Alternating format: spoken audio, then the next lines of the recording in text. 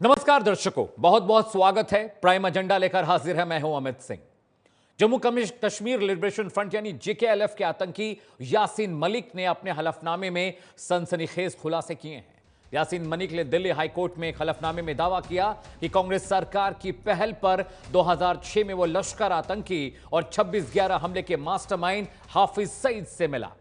इस मुलाकात के बाद तत्कालीन प्रधानमंत्री डॉक्टर मनमोहन सिंह ने उसे व्यक्तिगत रूप से धन्यवाद दिया और उसकी सराहना भी की। हलफनामे में मलिक ने कहा कि यह मुलाकात उनकी स्वतंत्र पहल पर नहीं थी, बल्कि भारतीय खुफिया अधिकारियों की मांग पर यह प्लान किया गया। यासीन के मुताबिक उस वक्त के आईबी निदेशक वीके जोशी ने उससे 2005 में कश्मीर में आए भूकंप के बाद दिल्ली में मुलाकात की और गुजारिश करते हुए कहा कि पाकिस्तान की राजनीतिक नेतृत्व के साथ साथ आतंकवादी नेता, जिनमें हाफिज सईद भी शामिल है, उससे बातचीत कर प्रधानमंत्री के शांति प्रयासों का समर्थन करें। मलिक ने हलफनामे में बताया कि सईद ने जिहादी समूहों की बैठक आयोजित की, जिसमें उसने आतंकवादियों को हिंसा छोड़कर शांति अपनाने की बात कही। उसने कुरान के शिक्षाओं का हवाला देते हुए आतंकियों को शांति के रास्ते अपनाने की प्रेरणा दी। इस मुलाकात को सालों बाद राजनीतिक विवाद का हिस्सा बनाया गया, जबकि मलिक का कहना है कि यह पूरी तरह से आधिकारिक पहल पर थी। मलिक ने दावा किया कि पाकिस्तान से लौटने के बाद आईबी ने उसे ब्रीफ किया और उसी शाम प्रधानमंत्री से मिलने को कहा। नई दिल्ली में हुई बैठक में तत्कालीन राष्ट्रीय सुरक्षा सलाहकार MK नारायण भी मौजूद थे। मलिक के मुताबिक प्रधानमंत्री ने उसके प्रयास, धैर्य और समर्पण की सराहना की और उसे कश्मीर में अहिंसक आंदोलन का पिता कहा। मलिक पर 1990 में श्रीनगर में 4 भारतीय वायुसेना अधिकारियों की हत्या और पूर्व गृह मंत्री मुफ्ती मोहम्मद सईद की बेटी रूबिया सईद के अपहरण का भी आरोप है। फिलहाल वो दिल्ली के तिहाड़ जेल में बंद है। इस पूरी खबर पर सबसे पहले आइए आपको राजनीतिक प्रतिक्रियाएं सुनाते हैं। टेररिस्ट के साथ, हफीज वगैरह के साथ तो संपर्क में थे, तो पहले भी आता है, एक एफिडेविट के द्वारा हुआ है। मीन्स इनका अप्रोच क्या था? आज देश में टेररिस्ट एक्टिविटी क्यों कम हुआ है? क्योंकि हमारा अप्रोच बहुत स्पष्ट है। ये नॉनसेंस हम टॉलरेट नहीं करते। अगर वो पाकिस्तान में भी बैठते हैं तो इसका परपेट्रेटर जहां भी बैठे हो, ये जो योजना करके उधर बैठ के इधर से चलाता है, ऐसे अभी नहीं होता है। तो जैसे प्रधानमंत्री जी ने और गृह मंत्री जी ने बार बार कहा है, रक्षा मंत्री ने घुस के मारेंगे, ये तो हो रहा है। अभी तो यासीन मलिक को पकड़ के अंदर डाले, ये प्रधानमंत्री जी के निवास में जाके उनको बिरयानी खिलाते थे। ये लोग इनके क्या अपेक्षा करते हैं? इसीलिए लोग उनको तिरस्कार कर रहे हैं ना।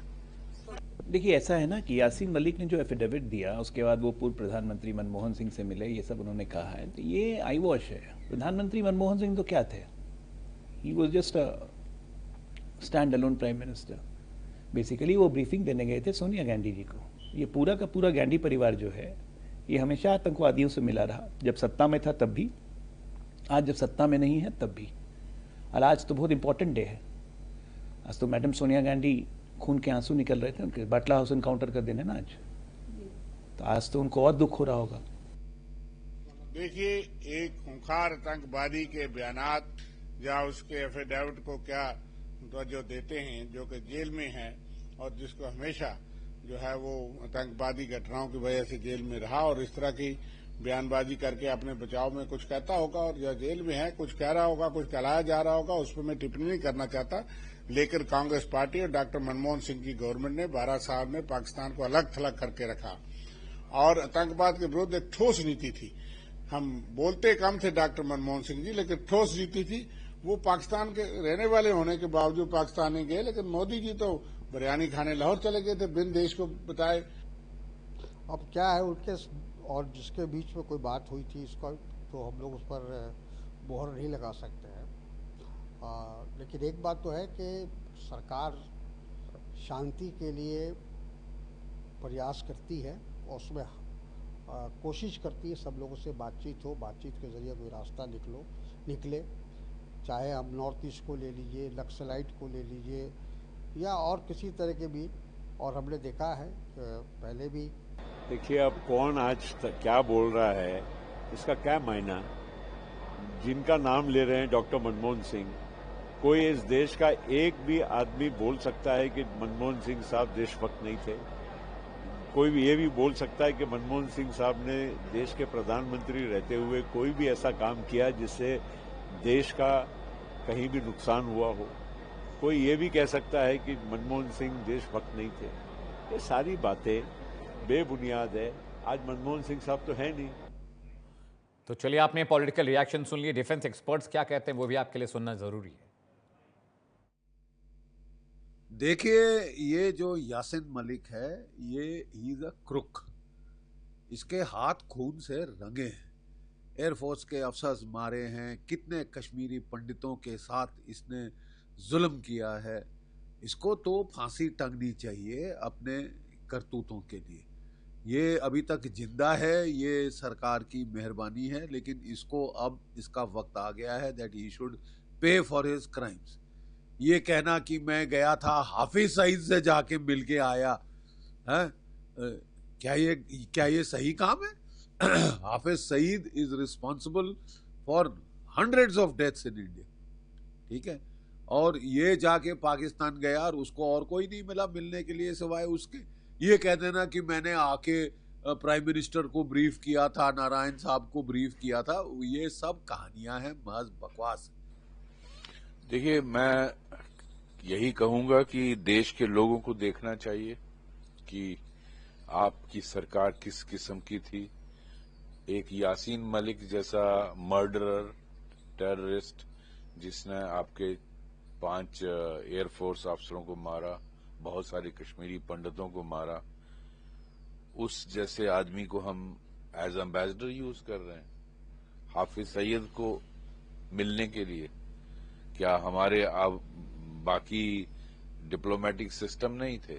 और वो हाफिज सईद जो इंडिया हेटर है, जिसने सैकड़ों लोगों, हजारों लोगों को मारा इंडिया में, और वो इंडिया के क्या क्या उसका बस चले तो पूरा भारत को बर्बाद कर दे, तो उसको मिलने से हमें क्या मिलना है?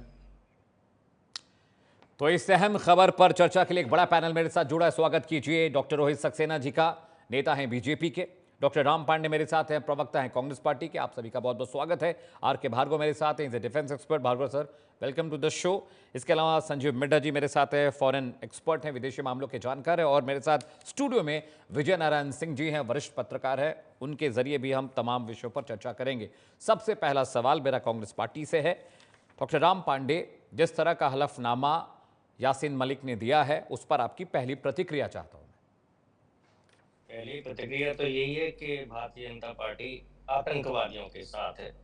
अभी पाकिस्तान के डिप्टी पीएम ने भी कुछ बोला था, उसमें भी भारतीय जनता पार्टी पाकिस्तान के डिप्टी सीएम की भाषा बोल रही थी। और आज भी भारतीय जनता पार्टी यासीन मलिक जो आतंकवादी है और जेल में बंद है, मतलब जेल में जो आदमी बंद है, बाहर नहीं आ सकता, प्रेस कॉन्फ्रेंस नहीं ले सकता, आज भारतीय जनता पार्टी उसके साथ खड़ी है। और भारतीय जनता पार्टी आरोप किस पर लगा रही है? अटल बिहारी वाजपेयी जी पर, कि अटल बिहारी वाजपेयी जी यासीन मलिक से क्यों मिले।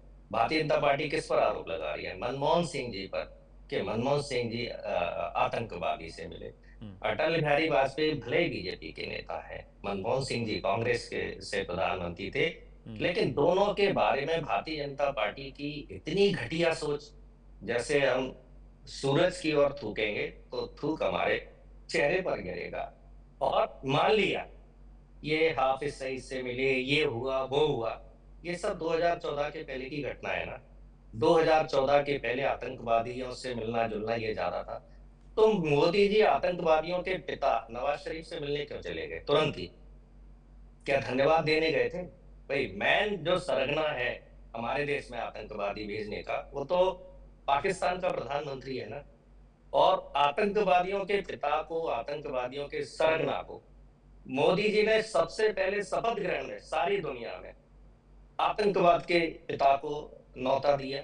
और ये तो छोड़ दीजिए, 1990 में भारतीय जनता पार्टी के बहुत बड़े नेता थे जसवंत सिंह, विदेश मंत्री थे, वो तो 3 आतंकवादियों को तिहाड़ जेल से निकालकर और विदेश छोड़कर आते हैं। और उन तीनों आतंकवादियों ने हाफिज सईद से मिलकर हमारे देश में पता नहीं कितनी घटनाएं की। संसद पर हमला हुआ जब अटल जी की सरकार थी, मुंबई हमला हुआ, और आज तक जो जितने भी हमले हो रहे हैं जो जसवंत सिंह भारतीय जनता पार्टी के बड़े नेता जो आतंकवादियों को जेल से बाहर छोड़कर आए थे, वो सारे के सारे अंजाम दे रहे हैं। और हाफिज सईद से भारतीय जनता पार्टी के तो बहुत कट्टर समर्थक है। वो ठीक है, डॉक्टर राम जवाब ले लेते हैं। जी ठीक है डॉक्टर रोहित, मेरा सवाल आपसे ये है कि चलिए अटल बिहारी वाजपेयी से मुलाकात हुई, डोभाल साहब से मुलाकात हुई, आईबी के डायरेक्टर से वीके जोशी से मुलाकात हुई, लेकिन अटल बिहारी वाजपेयी ने या किसी और प्रधानमंत्री ने धन्यवाद ज्ञापित तो नहीं किया था यासीन को कि बहुत बहुत शुक्रिया, आप यासीन मलिक हमारे कहने पर आप मिलकर आए हाफिज सईद से, जो तमाम आतंकवादी घटनाओं का मास्टरमाइंड है, मुंबई हमलों का मास्टरमाइंड है, लश्कर तैयबा का चीफ है। तो ये वाला जो नैरेटिव है, जो कांग्रेस प्रवक्ता कह रहे हैं कि भाई मुलाकात सिर्फ मनमोहन सिंह जी से नहीं हुई थी, अटल जी भी मिले थे। डॉक्टर रोहित सक्सेना। अमित भाई, हर हर महादेव, वंदे मातरम। जी देखिए, आजकल की राजनीति में एक बहुत बड़ा बदलाव देखने को मिला है। राजनीति में देखिए, यद्यपि नवागंतुक हूँ, उसमें कोई दो राय नहीं है, लेकिन चूंकि रुचिकर विषय था मेरा, तो छात्र जीवन से मैं इसमें बहुत इंटरेस्ट लेता था। बहुत मतलब इस विषय पे बहुत मुझे चर्चा करना, इस पर बात करना बहुत अच्छा। राजनीति का स्तर अब ये आ गया है कि एक व्यक्ति खुलेआम आपका नाम ले रहा है, खुलेआम आपकी तारीफ कर रहा है, खुलेआम कह रहा है कि आप उसके साथ थे, आप उसके साथ हैं, आप उसकी हाँ में हाँ मिलाते हैं, और बेशर्मी की हद पार करते हैं। आप टीवी पे बैठ करके उससे पलड़ा झाड़ करके आप दूसरी ओर मुंह करके खड़े हुए हैं। इस स्तर की राजनीति मुझे नहीं लगता कि मैंने कभी जीवन में देखी होगी, और आशा भी नहीं करता हूं कि भविष्य में ऐसी राजनीति देखने को भी मिले। कौन था ये क्या बहुत अच्छा आदमी था, बहुत अच्छे इंसानों में गिना जाता था? क्या आरोप थे? क्या भारत नहीं केवल आरोपी है?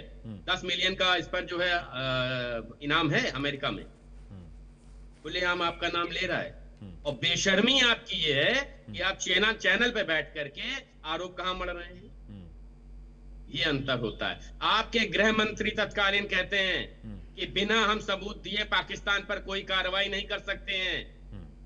आपके राष्ट्रीय अध्यक्ष कहते हैं कि पाकिस्तान का इस हमले में हाथ नहीं है। अरे शर्म करिए भाई साहब, आप जो यहां बोल रहे होते हैं वो पाकिस्तान में हेडलाइन बन के चल रहा हो। आपको पाकिस्तान पे भरोसा है, लेकिन भारतीय सेना एयर स्ट्राइक करती है। सबूत कहां है? कपिल सिब्बल कहते हैं सबूत क्यों नहीं दे रहे हैं। पूरी कांग्रेस एक तरफ से कह रही होती सबूत कहां है। देश के सैनिकों पे आपको विश्वास नहीं, लेकिन पाकिस्तान का हाथ इसमें नहीं है। यह आपके राष्ट्रीय अध्यक्ष बाकायदा खड़े होकर के सदन में कहते हैं। शर्मिंदगी का विषय अमित भाई, और मैं ईश्वर से प्रार्थना करता हूं इस तरह की राजनीति का स्तर देखने से पहले मुझे लगता है राजनीति विषय ही खत्म हो जाना चाहिए। देखिए, देश सर्वोपरि है, बिल्कुल एकदम स्पष्ट है। आप रहिए सत्ता में, हम रहे सत्ता में, अलग विषय है। देश सर्वोपरि है, देश से कोई समझौता नहीं, देश की अस्मिता से कोई समझौता नहीं। आप एक तरफ चाइना को कहते हैं कि दुश्मन है, फिर राहुल गांधी फाउंडेशन में फंड भी मंगाते हैं, आप हाथ भी मिलाते हैं, आप चाय भी पिलाते हैं, आपकी तारीफ भी वो कर रहा है, लेकिन ठेकरा किस पे फोड़ना है आपको? Bharatiya Janata party, Bharatiya Janata party. क्या समझ रखा है आपने देश को, युवाओं को? उनको राजनीति की समझ नहीं है क्या? जिस जनजी की बात कर रहे हैं आपके राहुल गांधी जी, क्या उस जनजी को दिख नहीं रहा आप क्या कर रहे हैं? इस स्तर की राजनीति करिए। अरे शर्म करिए भाई साहब। देखिए, मैं फिर कह रहा हूं, ऐसा नहीं कि कांग्रेस के शासन काल में काम अच्छे नहीं हुए होंगे, ऐसा कतई नहीं है। आपने सबसे लंबा समय इस देश पे राज किया है, लेकिन यदि कोई व्यक्ति, इस तरह का आतंकी व्यक्ति आग करके सार्वजनिक मंच से लिखत पढ़त में आपके लिए बोलता है, तो आपको शर्म महसूस होनी चाहिए, और कम से कम अपने आप को डिफेंड नहीं करना चाहिए। आपको ये स्वीकारना चाहिए कि यदि ऐसा हुआ है और जो भी दोषी रहे उन पर कार्रवाई होनी चाहिए, हम उसके साथ हैं। ये कहने के बजाय आप क्या कह रहे हैं? ये राजनीति का स्तर कर दिया है आपने। थोड़ा सा राजनीति देखिए। युवाओं को आज भारतीय जनता पार्टी के आने के बाद अमित भाई, मैंने कई बार ये बात कही कि मेरे जैसे ऐसे लोग जो अलग अलग सेक्टर्स में सीईओज या अन्य किसी वरिष्ठ पद पर हैं, जिनका राजनीति से ना मतलब पारिवारिक कोई लेना देना था ना राजनीति में आने के बारे में सोचा था, अगर युवा राजनीति की ओर आकर्षित हो रहे हैं तो ये सारी चीजें उनके हृदय को कष्ट देगी। ये सारी चीजें जो निकल, एक तरफ आप चाइना की मुखालफत करेंगे, दूसरी तरफ उससे फंड लेंगे, एक तरफ आपके चीफ गृह मंत्री कहेंगे कि नहीं हमें सबूत देने पड़ेंगे, दूसरी तरफ आपके राष्ट्रीय अध्यक्ष कहेंगे नहीं पाकिस्तान का हाथ नहीं है। क्या चाहिए आपको? पाकिस्तान ठीक की है, इतनी डॉक्टर रोहित। मुरीदगी आपको क्यों है? Point taken sir, point taken. मैं भार्गव सर के पास जाऊँ, नहीं डिफेंस एक्सपर्ट। भार्गव सर, मुझे एक बात बताइए, अपने हलफनामे में यासीन मलिक ने साफ साफ कहा कि मैंने जो कुछ भी कहा था वो सब स्टेट स्पॉन्सर्ड था, आईबी की ब्रीफिंग थी, प्रधानमंत्री नरेंद्र मोदी से, प्रधानमंत्री डॉक्टर मनमोहन सिंह से मेरी मुलाकात हुई, उनके साथ जब मैं मिला, उनसे हाथ मिलाया, उनके साथ मैंने चाय पर चर्चा की, उन्होंने मेरी तारीफ की, उन्होंने कहा कि आप शांति के दूत कहे जाएंगे जम्मू कश्मीर में। मैं आपसे जानना चाहता हूं, ठीक है, अटल बिहारी वाजपेयी से मुलाकात हुई होगी क्योंकि उस वक्त जो स्ट्रेस और जो टेंशन घाटी में था उसका अलग अलग पहलू है, अलग अलग मायने हैं, इस पर बहुत बड़ी चर्चा हो सकती है। लेकिन मनमोहन सिंह ने स्पेसिफिकली थैंक यू कहा था और उन्होंने अपने हलफनामे में कहा है कि आप जा रहे हैं पाकिस्तान तो वहां जाकर आतंकवादी गुटों के जो नेता हैं उनसे भी बात करिए। ये बात तो अटल जी ने नहीं कही होगी उनसे। भाई, अलगाववादी नेताओं से पहले भी तमाम मुलाकातें होती रही, चंद्रशेखर जी से लेकर अब तक हर बार मौक़ों में, चाहे वो मीरवाइज उमर फारूक रहे हों या अभी कुछ दिन पहले एक नेता दिवंगत हुए हैं अलगाववादी नेता, तो मुलाकातों का दौर तो चलता रहा क्योंकि कश्मीर में शांति बहाली सरकार की प्रायोरिटी रही है। लेकिन ये बात कि बिल के बिरयानी खिलाना, हाय हेलो करना, थैंक यू बोलना, ये बातें तो अटल जी ने नहीं कही होंगी। भार्गव साहब, देखिए, अटल जी ने क्या कहा, क्या नहीं कहा, मैंने अजीत डोभाल से भी मेरी मुलाकात हुई, एन.के. नारायण जो उस समय एनएसए थे उनसे मुलाकात हुई, वीके जोशी जी से मुलाकात हुई, प्राइम मिनिस्टर का नाम लिया, उनसे मुलाकात हुई। तो ये सारी चीजें ऐसी हैं जिसको जब तक जिनको वो क्लेम करता है मेरी मुलाकात हुई, जब तक वो उसको सर्टिफाई नहीं करेंगे या जब तक वो उसको एग्री नहीं करेंगे, उसका वन साइड हलफनामे से कुछ नहीं होता है। देखिए, कोर्ट में जब केस नहीं, हम तस्वीरें दिखा रहे हैं मनमोहन सिंह से, डॉक्टर मनमोहन सिंह से मुलाकात के बाद की तस्वीरें हम दिखा रहे हैं सर। यासीन मलिक और डॉक्टर मनमोहन सिंह हाथ मिलाते दिखाई दे रहे हैं, तस्वीरें हमारे पास प्रूफ है कि दोनों मिले हैं। का सवाल है, प्राइम मिनिस्टर वगैरह कितने लोगों से रोज हाथ मिलाते हैं, किससे नहीं मिलाते, मैंने भी पता नहीं किस किस से हाथ मिलाए, बहुत से मिलिटेंट हैं, टेररिस्ट हैं, उनसे मैंने भी हाथ मिलाया, ऐसी बात नहीं है। कल को मेरी फोटो लेकर क्या लग जाए, कहे कि साहब मैं भी उनके साथ था, तो ऐसा नहीं है। मैंने मिलिटेंट पकड़े हैं, उनके साथ में खड़ा हुआ कि भैया पकड़ा है मैंने, तो ये कोई प्रूफ नहीं होता है। देखिए, मैं आपको कई चीजें बताऊंगा छोटी छोटी जो मेरे अपने एक्सपीरियंस से, जो मैंने कश्मीर में ऑपरेट किया है उससे मैंने ड्रॉ की है कि अगर उसने ये कुछ कहना था तो पहले क्यों नहीं कहा जब कोर्ट में उसके 2022 में जब उसको खड़ा किया था, उस समय तो उसने जो है अपने आप को गिल्टी प्लीड कर दिया। आज वो कह रहा है कि साहब मेरी इससे मुलाकात हुई, तो उसका एम क्या है, मकसद क्या है? देखिए, उसके ऊपर चार्ज क्या लगे थे, यूपी अनलॉफुल, ये जो यूएपीए है, इसकी सेक्शन 38 और 39 में उसके ऊपर चार्ज लगे हुए हैं। 38 का मतलब यह है कि किसी भी टेररिस्ट ऑर्गेनाइजेशन का मेंबर होना और उसकी एक्टिविटीज को फर्दर करना, फंडिंग करना। 39 ये कहता है कि आप उसको सपोर्ट करना, फंड इकट्ठा करना, मीटिंग बुलाना। लेकिन अगर ये चीज हटा दी जाए तो उसका ये यूएपीए का चार्ज खत्म हो जाता है। वो कहता है कि साहब मैं टेररिस्ट ऑर्गेनाइजेशन में था, लेकिन मैं उसको आगे फर्दर नहीं कर रहा था, मैं किसी के कहने पर वहां गया हुआ था और उनकी कहने के ऊपर वहां पर मैं काम कर रहा था, लेकिन मेरा अपना कोई इंटेंशन उसको आगे फॉरवर्ड करने का नहीं था। तो वो शायद इसको हो सकता है डाइल्यूट करना चाहता हो। दूसरा, जब एक बार वो जेल में चला गया, वो किसी को भी कह सकता है कि साहब मैंने क्या किया है, क्या नहीं किया, वो उसकी अपनी मर्जी है। उसके पास खोने के लिए कुछ नहीं है। उसके पास इशू को क्रिएट करना, इशू को कॉम्प्लिकेट करना एक बड़ा अच्छा एक हो सकता है ताकि यहाँ पर एक बवाल खड़ा किया जा सके। एक बात और मैं कहूंगा इसके अलावा जी, ठीक है, जहां तक सवाल है दूसरे देश में इस तरह से किसी आदमी को भेजना या अपने किसी सोर्स को भेजना, ये आमतौर पर सभी इंटेलिजेंसीज करती हैं। हो सकता है, मैं ये नहीं कहता कि हुआ है, इस वर्ड को आप मेरे मार्क करिएगा, मैं ये नहीं कहता कि हुआ है, लेकिन हो सकता है इसको ब्रीफिंग करके वहां भेजा गया हो, लेकिन इट इज नॉट लाइकली, क्योंकि जो उसका माइंडसेट था उसके हिसाब से शायद वो इस काम के लिए फिट नहीं था। ठीक है भार्गव सर, ठीक है, मैं आपके पास आ रहा हूं। संजीव मिड्ढा जी, मैं आपके पास जाऊंगा, उससे पहले मैं विजय नारायण सिंह जी से एक रिएक्शन लेता हूं। विजय जी, जो बात अब भार्गव सर कह रहे हैं कि भाई इतने सालों के बाद अचानक हलफनामा आना और ये सारे कबूलनामे, इसके मतलब क्या, ऐसा क्यों किया है यासीन मलिक ने, आपको क्या लगता है? विजय जी।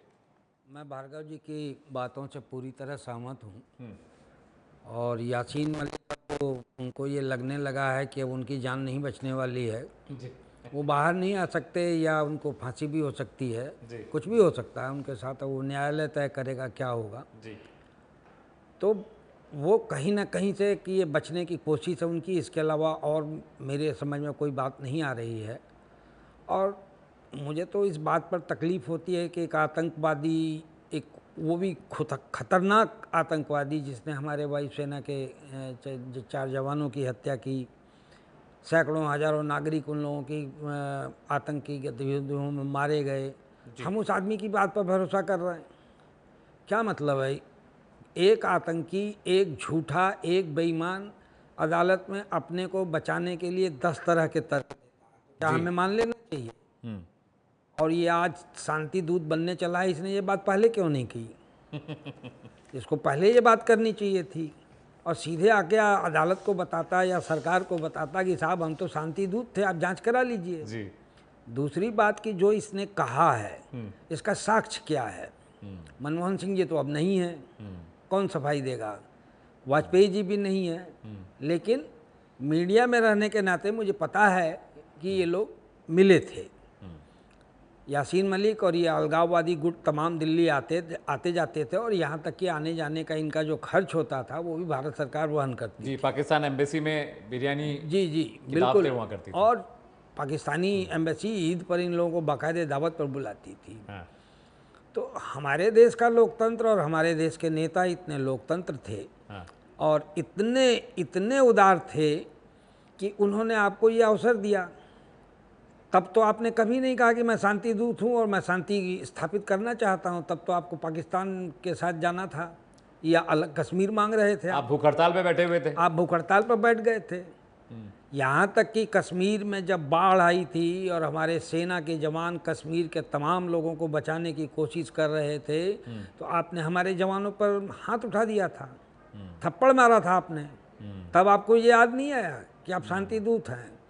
इसलिए ये मेरी निगाह में सरासर बेवकूफ़ी की बात है। कोई यासीन मलिक की बात को यदि भरोसा करता है कि ये आदमी ऐसा बोल रहा है तो मैं समझता हूँ कि ये बहुत अनुचित काम होगा, ये कहीं से उचित नहीं है। ठीक है, doctor Ram must be very happy, वो मुस्कुरा भी रहे सुनकर आपको। मैं संजीव जी के पास जाऊँ। संजीव मिश्रा जी, इस तरह के नैरेटिव इंटरनेशनल फ्रेटर्निटी में क्या मैसेज देते हैं? क्योंकि हम यासीन मलिक पर चर्चा कर रहे हैं, सालों पुराना मसला उठा रहे हैं। यासीन मलिक अचानक हलफनामा देता है, सज़ा होने वाली है, फांसी की और उम्र कैद की जो भी सज़ा कोर्ट मुकर्रर करे, लेकिन पूरा जीवन बिताने के बाद एक हलफनामा आता है, 20-25 साल पुरानी बातों का जिक्र आता है। इसका इंटरनेशनल फ्रेटर्निटी है, डिप्लोमेसी पर क्या नैरेटिव जाता है संजीव जी ऐसी बातों का? मेरे ख्याल से इसका कोई भी इफेक्ट नहीं रहेगा इंटरनेशनल लेवल पर, क्योंकि देखिए यासीन मलिक जो है ये एक प्रूवन टेररिस्ट या कोर्ट द्वारा हो गया है, उनको बताया गया है, कई किलिंग्स करी हैं और मतलब इन्होंने वहाँ पे कश्मीर में रहते हुए कश्मीर का अलग से राज्य मांगने की कोशिश करी, अलग स्टेट मांगने की कोशिश करी, बहुत कुछ करा है उस उल्टा सीधा इन्होंने उस टाइम पे करा। यहाँ तक कि उस टाइम पे जो रूलिंग गवर्नमेंट थी लगभग 2000 से 2013 के बीच में जो थी वो इनको रेड कार्ड पर वेलकम देती थी। दिल्ली में जब भी ये दिल्ली आते थे रमजान के दिनों में इफ्तिकार की पार्टीज वो अटेंड करते थे तो बहुत सारे रूलिंग गवर्नमेंट के ये वरिष्ठ नेताओं से भी मिलते थे। तो वो इनको एक रेड कार्पेट देते थे, मतलब एक स्पेशल स्टेटस दे रखा था और शायद इनके जो पाकिस्तान के जो ट्रिप्स वगैरह थे वो भी अरेंज करते थे और वो पूरा एक महकमा वहां पे उस टाइप से बना हुआ था कि वो उनको पूरी तरह सपोर्ट करते थे। मगर हाँ, ये जो इन्होंने एफिडेविट अभी 25 अगस्त को सबमिट करा कोर्ट में, ये सिर्फ उसी एक सनसनीखेज खबर को सामने लाने के लिए कर रहा है। इसका सच झूठ क्या है वो कोर्ट को उसके तय तक जाना पड़ेगा। मतलब अब मैं मानता हूं कि डॉक्टर मनमोहन सिंह हमारे बीच में नहीं है, वाजपेयी जी भी हमारे बीच में नहीं है, मगर कम से कम अमित मालवीय जी तो हमारे बीच में है ना, और बीके जोशी साहब भी हैं, बीके जो डायरेक्टर है वो लोग भी हैं, नारायण जी भी हमारे बीच में है। तो कोर्ट चाहे तो इन लोगों के जरिए ना इनसे पूछताछ करके इसकी गहराई तक जा सकता है, इसकी छानबीन कर सकता है। और अगर कुछ भी इसके बारे में अगर ये लोग इंफॉर्मेशन कोलैबोरेट कर सकते हैं, आपस में तारे जोड़ सकते हैं, तो शायद वो चीज सच निकल के आएगी कि ये चीज सच ऐसा कुछ हुआ था नहीं हुआ था। मगर आप जानते हैं कि कोर्ट की कार्रवाई जो है वो लंबी चलती है, इतनी जल्दी उसके नतीजे तक नहीं पहुंचा जा सकता। मगर हाँ, ये बात सच है कि इसका इंटरनेशनल लेवल पे शायद इस वक्त कोई असर नहीं होगा। यासीन मलिक का जो शेल्फ वैल्यू थी वो इंटरनेशनल लेवल पे आज के डेट में खत्म हो गई है, कोई उनको नहीं पहचानता या जानता आज के। ठीक है। डॉक्टर रोहित सक्सेना, मेरा सवाल आपसे ये भी है, जैसा कि विजय नारायण सिंह जी बता रहे हैं कि क्रेडिबिलिटी को लेकर बहुत सवाल है, सालों तक आप चुप रहे, अचानक आपका 52-50 पेज का हलफनामा आता है, उसमें आप सबका बारी बारी से नाम लिखते हैं बाकायदा कि इनसे मुलाकात हुई, इनसे मुलाकात हुई, इनके कहने पर मुलाकात हुई। तो जब क्रेडिबिलिटी का इशू है तो ये तो चर्चा ही नहीं होनी चाहिए। चाहे मनमोहन, अब ये भी है कि मनमोहन सिंह की चूंकि फोटो है हाथ मिलाते हुए, तो एक प्रूफ हमारे पास है कि यासीन मलिक मनमोहन सिंह मिले, लेकिन ये कहना कि मनमोहन सिंह ने उन्हें धन्यवाद कहा, उन्हें कहा कि तुम शांति के प्रतीक हो, चश्मो चिराग हो घाटी में, थोड़ा क्रेडिबिलिटी वाला इशू है। डॉक्टर रोहित भाई, अमित भाई मेरी आवाज आ रही है? बिल्कुल आ रही है सर, आ रही है, बताएं। मैं कह रहा हूं चलिए हम लोग एक बार की कोई ये मान लेते हैं, हाँ, वो जो भी बोल रहा है सारा प्रोपेगेंडा है, झूठ है, सब कुछ मान लिया, ठीक जी, अलग विषय, सच बोल रहा है झूठ बोल रहा है बहुत अलग विषय, जांच का विषय सामने आ जाएगा। बट क्या यासीर मलिक कौन है ये तत्कालीन सरकार नहीं जानती थी? क्या उसकी रूपरेखा, उसके कार्यविधि को नहीं जानती थी?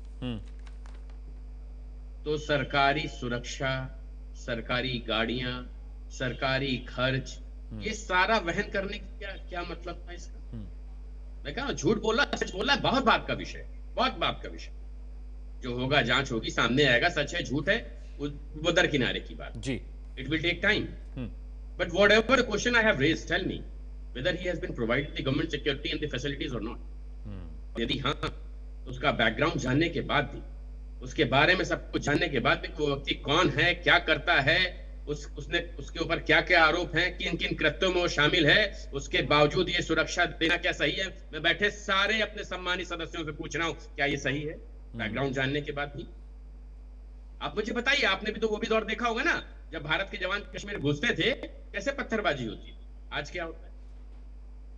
2 बार 4 बार आगे बांध करके रखे गए, सारे ठीक हो गए नहीं? या आप भी कर सकते थे ना, आपको रोका था किसी ने? किया आपने?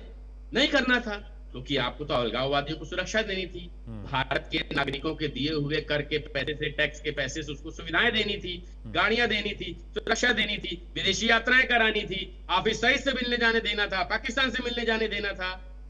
क्या ये भी झूठ है? क्या ये भी प्रोपेगेंडा है? क्या ये भी वो झूठ बोल रहा है? ये तो हम लोगों ने अपनी आंखों से देखा ना भाई।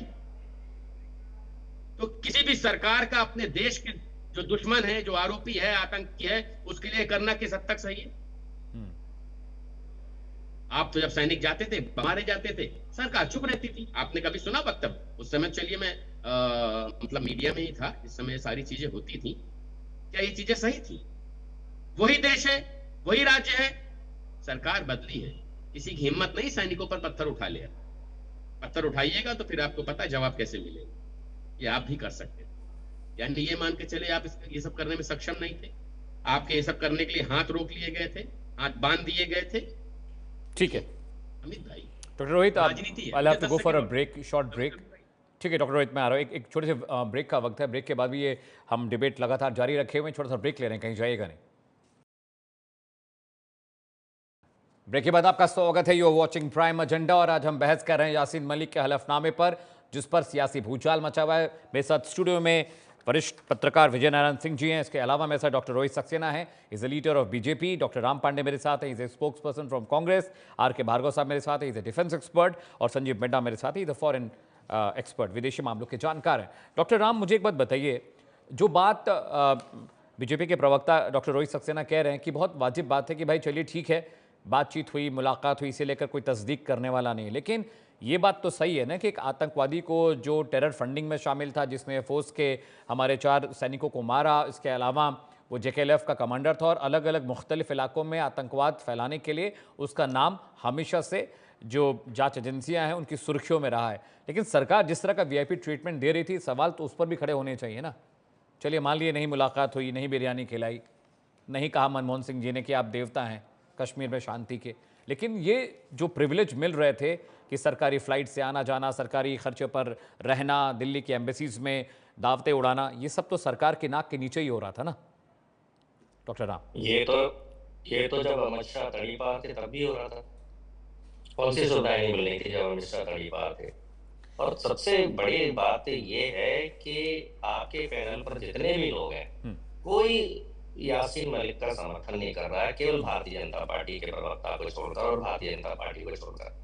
मतलब एक आतंकवादी के ऊपर भारतीय जनता पार्टी को विश्वास है और देश के प्रधानमंत्री मनमोहन सिंह जी पर विश्वास नहीं है, जिन्होंने देश के विकास में जो अभी तक नहीं हुआ है, 10% ग्रोथ तक की उन्होंने जीडीपी दी थी और एक ऐसा कानून बनाया था कि सरकार से आप पूछ सकते हैं कि सरकार क्या कर रही है, राइट टू इंफॉर्मेशन, कि सरकार यदि कुछ गलत कर रही है तो ये ताकत जनता को दी कि आप मनमोहन सरकार से पूछ सकते हैं। बाकी उनके कई काम थे, right to food, land acquisition bill, मतलब मनमोहन सिंह के ऊपर प्रश्न दुनिया में कोई नहीं लगा सकता है।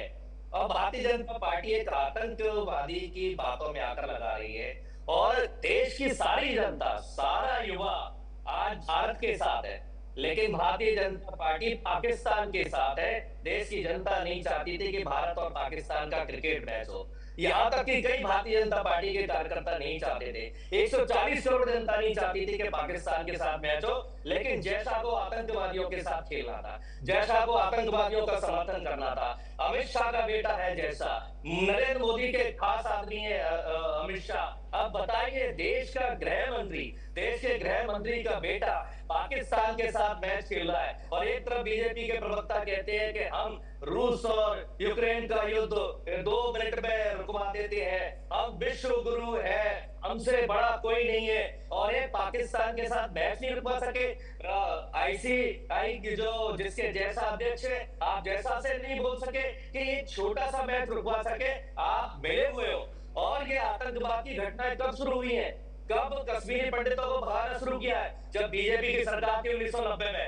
1990 से कश्मीर में आतंकवाद शुरू हुआ है, जब इन्होंने आतंकवादियों को, ये इनके जो नेता थे क्या नाम है उनका, भूल रहा हूं, मैं भी बोला था, विदेश मंत्री वो जसवंत सिंह, जो कंधार छोड़कर आए थे, तब से पाकिस्तान ये कश्मीर की घटनाएं शुरू हुई है।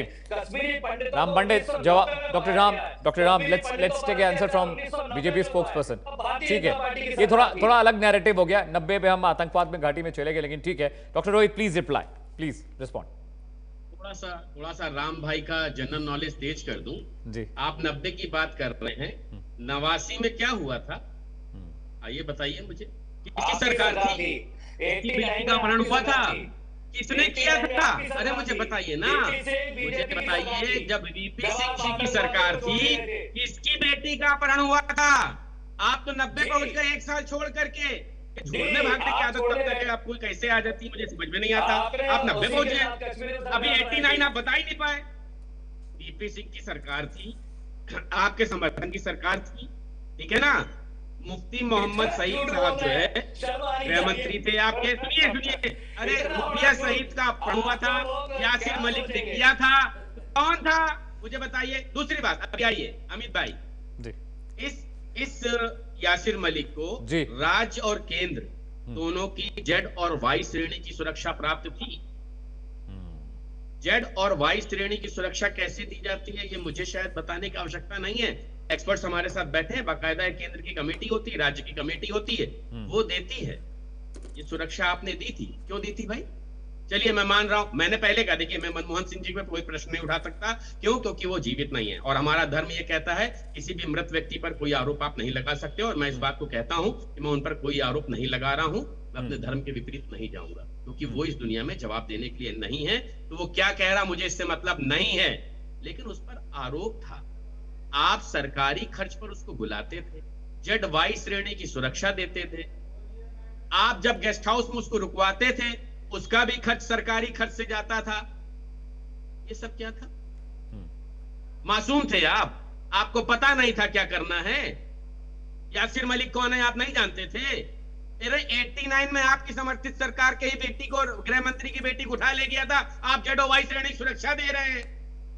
अरे वो क्या कह रहा है, वो झूठा है सच्चा है, उसके ऊपर आपने जो कृत्य किया उसके जवाब कौन देगा भाई साहब, मुझे बताइए। इसके जवाब है आपके पास? क्योंकि ये भी भाजपा ने आपसे कहा था दे दीजिए, इसलिए आपने दिया था। डॉक्टर रोहित, एक आरोप ये भी लग रहा है विपक्ष की ओर से कि चूंकि चुनाव है और बहुत मौका है, बिहार में इलेक्शंस हैं, यूपी में भी कुछ ही दिनों में विधानसभा चुनाव होने वाले, तो जानबूझकर इस तरह के हलफनामे का प्रेशर बनाया गया, पब्लिक डोमेन में इस हलफनामे को डाला गया, ये आरोप भी विपक्ष लगा रहा है। डॉक्टर रोहित, एक और छोटा सा फैक्ट जान लीजिए, जिस यासिर मलिक को इन्होंने सुरक्षा दी थी, इन्हीं की सरकार की एनआईए कोर्ट ने उसको आतंकी घोषित किया था। ये कह नहीं सकते आतंकी घोषित नहीं था, तत्कालीन एनआईए कोर्ट ने उसको आतंकी घोषित कर रखा था। पहली चीज। दूसरी बात, देश में चुनाव तो लगभग हर समय हो ही रहा है। यदि कोई चीज भारतीय जनता पार्टी कभी भी करती है तो ये चुनाव को देख के किया है, ये चुनाव की वजह से किया जा रहा है। और जब भारतीय जनता पार्टी कह रही एक देश एक चुनाव, तो आप उस पर विरोध में खड़े। तो भैया किसी एक और तो बैठिए ना, चलिए इसी में हमारा साथ दे दीजिए कि रोज चुनाव नहीं होंगे, एक देश एक चुनाव होगा, हम भारतीय जनता पार्टी के साथ हैं, एक ही साथ चुन लीजिए सर। वहां विरोध। यहां सरकार कोई काम कर रही है तो चुनाव को देख के कर रही है। हमेशा हर बार आपको चीजों को, खासकर राजनीतिक चीजों को देखने के लिए चश्मा नहीं बदलना चाहिए, क्योंकि जो आप करेंगे, देखिए हम भी जो करेंगे इतिहास में दर्ज होगा, आप भी जो करेंगे इतिहास में दर्ज है, तो झुटलाया नहीं जा सकता। आप कह नहीं सकते आतंकी नहीं, आपकी कोर्ट ने, एनआईए की कोर्ट ने उसको आतंकी डिक्लेयर किया था, और आपने जिस श्रेणी, वाई श्रेणी की सुरक्षा दी, आपने कारपेट दिखाया, आपने अलगाववादियों को प्रोत्साहन दिया। क्यों भाई, क्या था ऐसी मजबूरी आपकी? और आज आप आकर कितनी बड़ी बड़ी बातें कर रहे हैं। अरे शर्म करिए। मैं फिर कह रहा हूं अमित भाई, राजनीति बहुत अलग विषय है, राजनीति आप भी करेंगे, हम भी करेंगे, आए राजनीति में इसीलिए, लेकिन देश को लेकर के राजनीति नहीं होनी चाहिए। और भाई साहब एक बात समझ लीजिए, ये वो भारत नहीं है 2014 के पहले का, कि कोई भी हमारे सैनिकों पर पत्थर उठा लेगा, कोई भी सैनिकों पर हाथ उठा देगा, अब कुछ भी करेगा उसका जवाब मिलेगा। वो बात अलग है कि आप आतंकियों से सवाल नहीं पूछते हैं, लेकिन भारतीय सेना से पूछते हैं कि एयर स्ट्राइक का सबूत दे दीजिए। आप पाकिस्तान को बिल्कुल क्लीन चिट दे देते हैं कि पाकिस्तान का हाथ नहीं है। आपके गृह मंत्री कह देते हैं 26/11 के बाद कि पाकिस्तान को पहले हमें सबूत देना पड़ेगा कार्रवाई से पहले। लेकिन देश की सेना से आप पूछते हैं कि आपने किया कि नहीं किया। ये दुर्भाग्य का विषय है अमित भाई। इस तरह की राजनीति का मैं बिल्कुल समर्थन नहीं करता हूं और जिंदगी में नहीं करूंगा। और जिस दिन ऐसी राजनीति करने का मौका मिलेगा, मैं आपको दावे से कह रहा हूं, लाइव कह रहा हूं, राजनीति छोड़ दूंगा। ठीक ठीक है, देश से बढ़कर कुछ नहीं है। विजय नारायण सिंह जी के पास जाता हूं, मेरे साथ स्टूडियो में गेस्ट हैं। विजय सर, मुझे एक बात बताइए, जनता इतनी बेवकूफ़ तो है नहीं, चाहे ये हलफनामे वाला खेल हो, कि जैसा कि आपने भी रेज किया question, I agree with you कि इतने सालों से ये शख्स, ये आतंकवादी चुप रहा और अब ये हलफनामा दायर कर रहा है, और वो हलफनामा जो अगस्त में लिखा गया और वो हलफनामा अब जाकर पब्लिक डोमेन में आया है, क्या इसका पॉलिटिकल वेंडेटा भी हो रहा है? और आपको लगता है कि आने वाले इलेक्शंस पे कोई फ़ायदा है इसका? क्या पब्लिक को बेवकूफ़ बना देना आसान है क्या? बिल्कुल। 1 महीना हो गया, लगभग 25 अगस्त से आज 19 अगस्त है। ये हलफनामा 19 सितंबर। ये हलफनामा आज सामने क्यों आ रहा है? उसी दिन क्यों नहीं आया? 2-4 दिन बाद क्यों नहीं आया? और ऐसे मौके पर आया कि जब राहुल गांधी चुनाव आयोग पर आरोप लगा रहे हैं, आरोप पर आरोप लगा रहे हैं, और वो एक बड़ा मुद्दा बन रहा था। सत्ता पक्ष भी अपनी तरफ से चुनाव आयोग को बचाने की कोशिश कर रहा था, लगातार विपक्ष भी उन पर हमला कर रहा, और उसी बीच में ये यासीन मलिक का हलफनामा सामने आता है। पूरा का पूरा मीडिया का डिस्कोर्स बदल गया, विषय बदल गया, चुनाव आयोग पीछे हो गया और यासीन मलिक आगे आ गए। सवाल यह है कि सक्सेना जी ने, रोहित जी ने जैसा कहा, तो उनको भी पता है, जानते हैं कि डिप्लोमेसी में इस तरह की चीज़ें होती हैं। सरकारें अपने स्तर पे, अपने अधिकारियों के स्तर पे, अपनी खुफिया एजेंसियों की जानकारी के आधार पर तमाम लोगों से बात करती हैं, और पहले भी हुए हैं। मुझे याद है कि, पता नहीं रोहित जी को याद है कि नहीं है, खालिस्तान आंदोलन की स्थिति इतनी भयावह स्थिति थी कि जो हम लोगों ने देखा है और सुना है और पढ़ा है, ठीक वैसे ही आसाम आंदोलन था। और आसाम आंदोलन में जो लोग नेतृत्व कर रहे थे, और भारतीय जनता पार्टी तो उनके साथ मिलकर सरकार भी बनाई और चुनाव भी लड़ी। मिजोरम में क्या हुआ? मिजोरम में लालडेंगा मुख्यमंत्री थे, उन्होंने तो पता नहीं कितने, मतलब अनगिनत लोगों की हत्याएं की और करवाई। तो उन सरकारों ने उनसे बात की, शांति स्थापित हुई। तो ये कहना कि हाँ बिल्कुल मैं भी इस बात से सहमत हूँ कि जिस तरह से उनको ट्रीटमेंट दिया जा रहा था अलगाववादी नेताओं को कश्मीर के, वो कहीं से भी उचित नहीं था। कम से कम अगर उनको बातचीत करनी थी तो बातचीत अपनी शर्तों पर होनी चाहिए थी कि पहले वो कश्मीर में शांति स्थापित करें, उसके बाद उनकी बात सुनी जाएगी, तो शायद वो ज़्यादा तार्किक होता। लेकिन तब की सरकारें उनसे बातें तो करती रहीं, लेकिन कश्मीर में कभी भी शांति स्थापित नहीं हुई और यहाँ तक कि आज भी नहीं हुई है। कश्मीर की हालत आज भी कम से कम आतंकवाद के मामले में ये नहीं कहा जा सकता कि सामान्य है। तो इतनी आज़ादी सरकारों के पास होती है, और मेरे से बेहतर इस मामले में डिफेंस एक्सपर्ट बता सकते हैं कि एक ये तरीका होता है। मुझे भार्गव सर के पास जाना, जी, एजेंसियों का अपना काम करने का तरीका होता है। नागालैंड में इसी भाजपा सरकार ने भी अब एक समझौता किया है, वो भी एक नगा आंदोलन और एक अलग राष्ट्र मांग रहे थे। तो ये होता है। अब ये हम उसकी बात के लिए आलोचना करें कि साहब जो कल वो ऐसा कर रहे थे तो उनके साथ बात क्यों की गई, नहीं, बात तो करनी पड़ेगी। वो अपने ही लोग हैं, अपने ही देश के लोग हैं, हम उनको ऐसे नहीं छोड़ सकते। अगर उनकी कोई जेन्युइन समस्या है तो निश्चित सुननी चाहिए। ठीक है भार्गव सर, मुझे एक बात बताइए, ये तो बहुत बेसिक प्रैक्टिस है कि जो खुफिया एजेंसी हैं, चाहे वो रॉ हो, चाहे आईबी हो या अदर इंटेलिजेंस एजेंसीज हों, वो इस तरह के टूल्स को प्लांट करते हैं, अपना प्रतिनिधि बनाकर आतंकवादी संगठनों के बीच में भेजते हैं। नक्सलियों के साथ भी लगातार बातचीत सरकार करती रही है, तो कोई ना कोई इनके बीच का एक शख्स होता है जो सरकार का प्रतिनिधि बनकर जाकर उनसे बातचीत करता है, अपना प्लान समझाता है, शांति बहाली की प्रक्रिया को तेज करने की एज अ कैटलिस्ट वो काम करता है। लेकिन अब जो बातें हलफनामे आए, मुझे लगता है इस पर बहुत ज़्यादा गौर करना नहीं चाहिए, क्योंकि ये तो बेसिक प्रैक्टिसेस है जो भी सरकारें रही हैं। मुझे नहीं पता कि उस वक्त अजीत डोभाल भी थे उस वक्त, हो सकता है इस वक्त भी हम किसी न किसी ऐसे शख्स के साथ बातचीत में मुफ्तला हों जो कश्मीर में शांति बहाली में हमारी मदद कर सके। हो सकता है वो एक्स टेररिस्ट ही रहा हो या कोई ऐसा शख्स रहा हो जो सरकार की गुड बुक पे नहीं है, लेकिन we have to plant him for a peace talks. Bhargav sir. हाँ, देखिए, ये एक बड़ी कॉमन सी चीज है। जैसे मैं कश्मीर में सन 86 से लेकर 90 तक, और उसके बाद 96 से लेकर 98 तक, और उसके बाद एक बार और भी रहा जब मैं वहां पर डीआईजी था। ये एक बड़ी कॉमन प्रैक्टिस है, जहां वहां ही नहीं बल्कि यहाँ पुलिस में भी आप देखते हैं, हर जगह पर पुलिस वाले अपने मुखबिर रखते हैं, और उन मुखबिर को वो थोड़ा बहुत अपना फैलाते भी हैं, फुटकारते भी हैं। इसी तरह से वहां भी हमने भी जो इस तरह के बहुत से मुखबिर होते थे, जिन्हें हम पालते थे, पोसते थे, पैसा भी देते थे, दूसरी फैसिलिटी भी देते थे, उनको हम भी रखते थे। अब जहां तक आया सवाल यासीन मलिक का, तो देखिए, यासीन मलिक JKLF से आया। JKLF को 90 में पाकिस्तान ने एक तरह से कहिए कि नकार दिया था, उसने इसकी फंडिंग आधी कर दी थी। इसके बजाय उन्होंने हिजबुल मुजाहिदीन SM उसको आगे लाना शुरू कर दिया था। ऐसे क्या हुआ था, JKLF और SM इन दोनों के बीच में काफी कुछ तनातनी हो गई थी जी। दोनों में एक दूसरे के जो वर्कर्स थे, जो उनके टेररिस्ट ऑर्गेनाइजेशन के थे, उनकी खबर हमको देना शुरू कर दी। SM वाला हमें आके बता देता था कि हाँ साहब JKLF वहां पर है, JKLF वाला हमें आके बता देता था कि SM कहाँ पर बैठी हुई है। तो ये भी एक गवर्नमेंट की कार्रवाई होती है, जहाँ पर हम दोनों का फायदा उठाते हैं, और शायद ये देश के लिए और राजनीति, देश की राजनीति के लिए जरूरी भी होता है। कहते हैं ना, चाणक्य ने भी यही कहा था कि आपका दुश्मन का दुश्मन आपका दोस्त हो सकता है। अब यासीन मलिक वहां गया था, इसको किस तरह से भेजा था, किससे ब्रीफ किया था, इसके बारे में आज की तारीख में ना मैं हाँ कह सकता हूँ, ना मैं ना कह सकता हूँ। क्यों? क्योंकि जिन्होंने भेजा था या जिन्होंने जिसको आकर के इस पर ब्रीफ किया, उनमें से आज बेसिकली कोई भी नहीं है। अगर होगा भी तो शायद वो मना कर जाएगा, ना कर जाएगा। अगर मैं भी इस जगह होता तो शायद मैं ना कर जाता।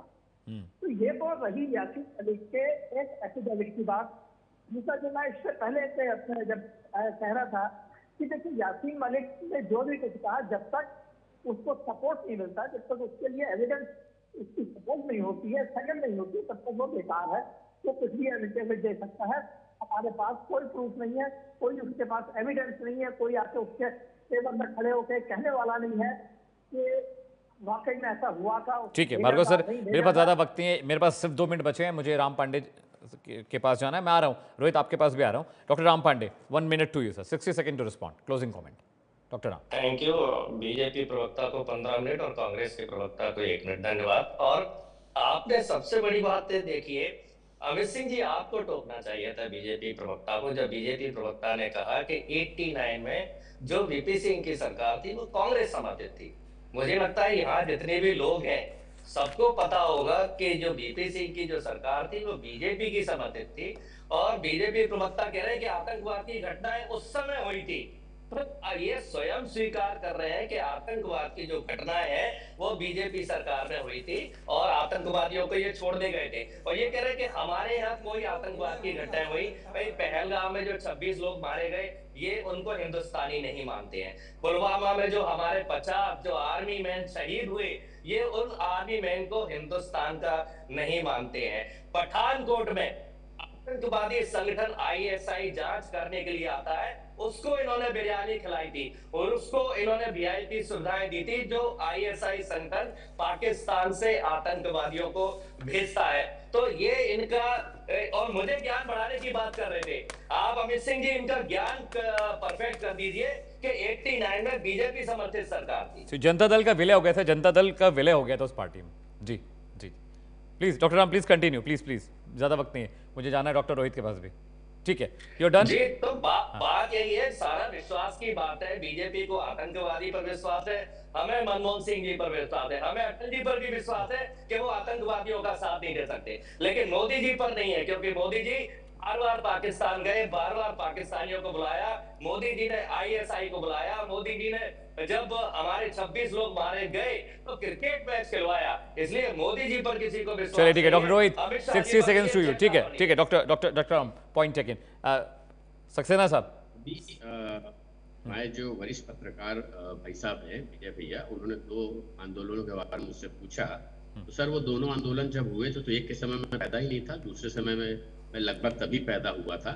सिर्फ मैं ये कहूंगा कश्मीर छोड़ दीजिए, मुझे ये बताइए आप दिल्ली में पिछली बार आपने कब पढ़ा है ये कि लावारिस वस्तु ना छुए, वो बम हो सकती है, पुलिस को सूचित करें। ये प्रभाव था इनकी सरकार का कि दिल्ली में थ्रेट रहता था। तो कम से कम जो लोग जो करके आए हैं, जो लिखा पढ़ी में तय है, उससे मुंह ना मोटा करें। और आपने शायद आपके सुनने में गड़बड़ी हुई, मैंने कहा केंद्र में मुफ्ती मोहम्मद सईद का कांग्रेस को समर्थन था, ये मैं कह रहा था। आप कम से कम थोड़ा सा, मुझे लगता है सुनने में आपको मुफ्ती मोहम्मद सईद, मैंने कहा कि गृह मंत्री रहे वहां के, और आप सुनिए मैंने क्या कहा, और केंद्र में समर्थन वहां, लेकिन आपने 90 में चले गए थे, तो इसलिए मैंने आपको बताया कि नहीं आप इसीलिए कह रहा हूँ भाई साहब, समस्या क्या है, जलेबी फैक्ट्री में नहीं बनती, जलेबी फैक्ट्री में नहीं बनती। ठीक है, thank you so much all of you. समय की बहुत कमी doctor Rohit, I am very sorry, मेरे पास टाइम बिल्कुल। डॉक्टर राम, बहुत बहुत शुक्रिया आने के लिए। डिफेंस एक्सपर्ट आर के भार्गव मेरे साथ थे। Sir thank you so much for joining on the show. Vijay Narayan Singh ji, आपका भी बहुत बहुत शुक्रिया। संजय बिंडा, माफी चाहता हूँ आपको ज़्यादा वक्त नहीं मिल पाया बोलने के लिए, आप सभी का बहुत बहुत शुक्रिया। देखिए, यासीन मलिक एक आतंकवादी है, and once a terrorist always a terrorist. आतंकवादी की बात पर भरोसा नहीं किया जा सकता। रुक थोड़े से ब्रेक किए, लेकिन प्राइम न्यूज़ पर खबरों का सिलसिला मुसलसल लगातार जारी है।